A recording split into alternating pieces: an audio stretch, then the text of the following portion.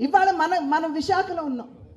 సాధారణంగా మన మనసులో ఉండేటువంటి లేదా మన మనసుల్ని తొలిచేటువంటి విషయాలకు వస్తే ప్రధానంగా మనం వైజాగ్ స్టీల్ ప్లాంట్ అంటాం, లేదంటే మనకి ఇక్కడ రైల్వే జోన్ గురించి మనం మాట్లాడుకుంటాం.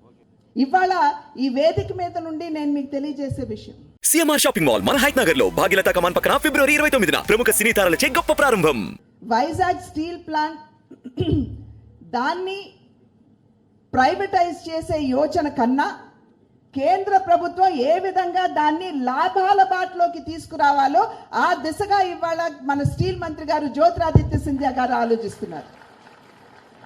ఒక 3 రోజుల క్రితం నేను RINL ఆఫీసర్స్తో మాట్లాడినప్పుడు ప్రతి 3 రోజులకు ఒకసారి వారి డాష్ బోర్డ్కి ఇక్కడ ఈ మన వైజాగ్ స్టీల్ ప్లాంట్కి సంబంధించినటువంటి సమాచారాన్ని ఎప్పటికప్పుడు వారు తీసుకుని దాని మీద సమీక్షిస్తూ ఏ విధంగా లాభాల బాటలోకి తీసుకురావాలో వారు ఆలోచిస్తున్నారు.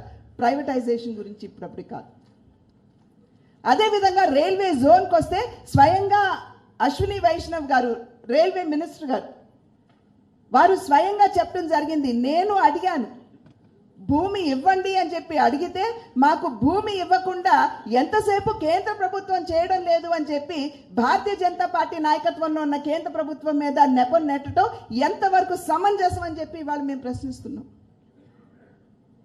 కనుక ఎక్కడా కూడా భారతీయ జనతా పార్టీ ఓట్లతో నిమిత్తం లేకుండా ఆంధ్ర రాష్ట్రాన్ని అక్షర క్రమంలో మాత్రమే కాకుండా అభివృద్ధిలో అగ్రగామిగా నిలబెట్టాలి అనేటువంటి విషయానికి కట్టుబడి ఉన్నది అని చెప్పి మీ అందరికీ కూడా నేను తెలియజేస్తున్నాను.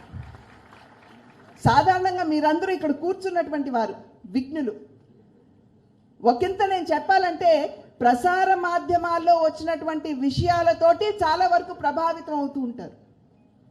కానీ నేను ఇవాళ మీ అందరి ముందు నిలబడి చేసేటువంటి అభ్యర్థన ఏమిటంటే, మీరు కేవలం ప్రసార మాధ్యమాల మీద మీరు ఆధారపడటం కాదు, ఎక్కడైనా మీకు అనుమానం ఉన్నట్లయితే మీరు మమ్మల్ని అంటే భారతీయ జనతా పార్టీ నాయకుల్ని కావచ్చు, లేకపోతే ఇక్కడ ఉన్నటువంటి వారు చాలామందితోటి నాకు సన్నిహిత సంబంధాలు ఉన్నాయి, ముఖ పరిచయాలు ఉన్నాయి.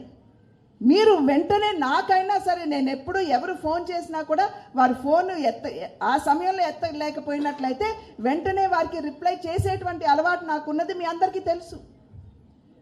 కనుక అటువంటి అనుమానాలు ఉంటే ఖచ్చితంగా మీరు చొరవతోటి మమ్మల్ని అడిగి తెలుసుకుని ఆ తర్వాత మీరు ఏదైతే మీరు కన్క్లూజన్కి వస్తారో దాన్ని నిర్ధారించుకోమని మాత్రమే నేను ఇవాళ ఈ వేదిక మీద నుండి అభ్యర్థిస్తూ, నేను ఇందాక చెప్పినట్లుగా ఆంధ్ర రాష్ట్ర అభివృద్ధికి, ఆంధ్ర ప్రజల యొక్క అభివృద్ధికి, సంక్షేమానికి భారతీయ జనతా పార్టీ కట్టుబడి ఉన్నది అని చెప్పి తెలియజేస్తూ, రాబోయే కాలంలో కేంద్రంలో మాత్రమే కాదు రాష్ట్రంలో కూడా భారతీయ జనతా పార్టీని మీరు ఆశీర్వదించినట్లయితే అవినీతికి తావు లేనటువంటి ఒక పరిపాలన కావచ్చు, లేకపోతే దృఢమైనటువంటి నిర్ణయాలు తీసుకునేటువంటి పాలన కావచ్చు, ఖచ్చితంగా మాకు అందించేటువంటి అవకాశం కల్పించిన వారు మీరవుతారు. కాబట్టి కేంద్రంలో అదేవిధంగా రాష్ట్రంలో మా నినాదం ఈసారి ఆంధ్రాలో ఒకసారి, కేంద్రంలో మరోసారి భారతీయ జనతా పార్టీ సర్కార్ అని.